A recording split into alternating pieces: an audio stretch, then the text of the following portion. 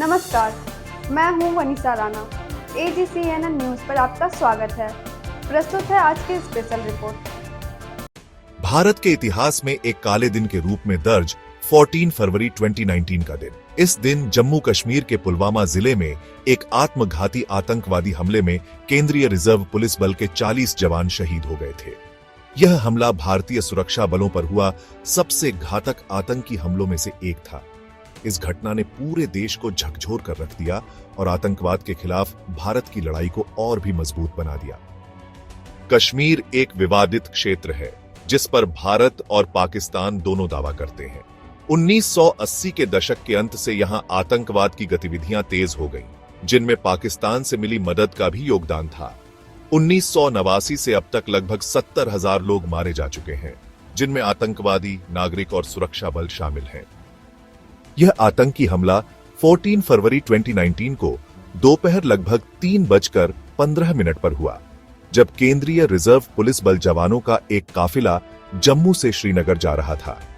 इस काफिले में 78 वाहन शामिल थे, जिनमें लगभग 2,500 जवान सफर कर रहे थे। 2 दिन तक हाईवे बंद रहने के कारण एक साथ अधिक संख्या में जवानों को भेजा गया था। जैसे ही यह काफिला पुलवामा के अवंतीपोरा क्षेत्र से गुजरा, तभी एक आत्मघाती हमलावर आईईडी से भरी हुई कार को जवानों की बस से टकरा दिया, जिसमें 40 जवान शहीद हो गए, जबकि हमलावर आदिल अहमद डार, जो पुलवामा का ही निवासी था, भी मारा गया।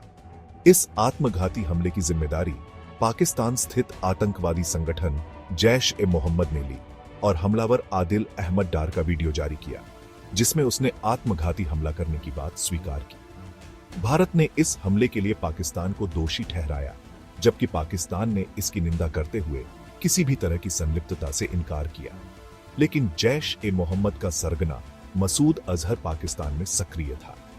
इस घटना के बाद भारत पाकिस्तान संबंधों में भारी तनाव पैदा हुआ, जिससे 2019 भारत पाकिस्तान सैन्य संघर्ष की स्थिति बनी। इस हमले की साजिश पाकिस्तान स्थित आतंकवादी संगठनों द्वारा रची गई थी। आत्मघाती हमलावर आदिल अहमद डार, जो पुलवामा का ही रहने वाला था, जैश-ए-मोहम्मद से जुड़ा हुआ था। यह हमलावर पहले से ही सुरक्षा एजेंसियों के रडार पर था, लेकिन आतंकी संगठन ने उसे आत्मघाती हमलावर बनने के लिए उकसाया और प्रशिक्षित किया। हमले के लिए विस्फोटक सामग्री कैसे जुटाई गई और किस तरह से अंजाम दिया गया, इस पर गहन जांच हुई। हमले से पहले भारतीय खुफिया एजेंसियों ने कम से कम 11 बार हमले की संभावना को लेकर अलर्ट जारी किया था। 2 दिन पहले ही जैश-ए-मोहम्मद ने अफगानिस्तान में हुए एक आत्मघाती हमले का वीडियो जारी कर कश्मीर में भी इसी तरह का हमला करने की धमकी दी थी। हमले के बाद राष्ट्रीय जांच एजेंसी यानी NIA ने 12 सदस्यीय टीम गठित कर जांच शुरू की। प्रारंभिक जांच में पाया गया कि हमले में 300 किलोग्राम विस्फोटक, जिसमें 80 किलोग्राम RDX शामिल था, का उपयोग किया गया था। बाद में NIA ने पुष्टि की कि आत्मघाती हमलावर आदिल अहमद डार ही था। अगस्त 2020 में NIA ने 19 आरोपियों के खिलाफ चार्जशीट दाखिल की। अगस्त 2021 तक मुख्य आरोपी समेत 7 आतंकवादी मारे गए, जबकि 7 को गिरफ्तार किया गया। इस जघन्य हमले के बाद पूरे देश में आक्रोश फैल गया। भारतीय सरकार ने आतंकवाद के खिलाफ कड़ी कार्रवाई करने का संकल्प लिया। इसके जवाब में 26 फरवरी 2019 को भारतीय वायुसेना ने बालाकोट एयर स्ट्राइक को अंजाम दिया, जिसमें पाकिस्तान के कब्जे वाले कश्मीर में स्थित जैश-ए-मोहम्मद के आतंकी ठिकानों को नष्ट कर दिया गया।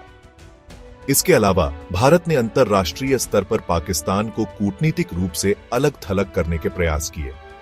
FATF में पाकिस्तान को ग्रे लिस्ट में डालने की प्रक्रिया तेज हुई और वैश्विक मंचों पर आतंकवाद के खिलाफ भारत की नीति को समर्थन मिला।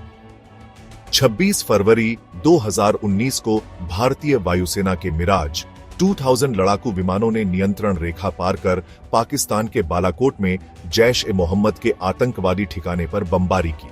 भारत ने दावा किया कि इस हमले में 300 से 350 आतंकवादी मारे गए, जबकि पाकिस्तान ने इसे खारिज कर दिया। बालाकोट हमले के बाद दोनों देशों के बीच तनाव चरम पर पहुंच गया। एक हवाई संघर्ष के दौरान भारत का MiG-51 लड़ाकू विमान गिरा और विंग कमांडर अभिनंदन वर्धमान को पाकिस्तान ने बंदी बना लिया। बाद में अंतर्राष्ट्रीय दबाव के चलते पाकिस्तान ने उन्हें 1 मार्च 2019 को रिहा कर दिया। हमले के बाद देश के विभिन्न हिस्सों में कश्मीरी छात्रों और व्यापारियों पर हमले की घटनाएं सामने आईं। कई कश्मीरियों को घरों से निकाला गया और दुकानों को निशाना बनाया गया। हालांकि कुछ भारतीय नागरिकों ने कश्मीरियों को शरण देने की भी पेशकश की। हमले के बाद पूरे देश में पाकिस्तान के खिलाफ गुस्सा फूट पड़ा। लोग सड़कों पर उतरकर शहीदों को श्रद्धांजलि देने लगे। सोशल मीडिया पर भी आतंकवाद के खिलाफ कड़ी कार्रवाई की मांग उठी। हर भारतीय के मन में शहीद जवानों के प्रति सम्मान और आतंकवाद के प्रति घृणा की भावना और बढ़ गई। 2019 पुलवामा हमला भारत के सुरक्षा बलों पर सबसे घातक आतंकवादी हमलों में से एक था। इस हमले के बाद भारत और पाकिस्तान के रिश्तों में भारी तनाव आया, जिसके चलते बालाकोट एयर स्ट्राइक और भारत पाकिस्तान सैन्य गतिरोध हुआ। भारतीय सुरक्षा एजेंसियों ने कड़ी कार्रवाई करते हुए हमले में शामिल आतंकवादियों को मार गिराया और कई गिरफ्तारियां की। पुलवामा हमला भारत की सुरक्षा नीति में एक महत्वपूर्ण मोड़ साबित हुआ, जिससे आतंकवाद के खिलाफ भारत का रुख और अधिक सख्त हो गया।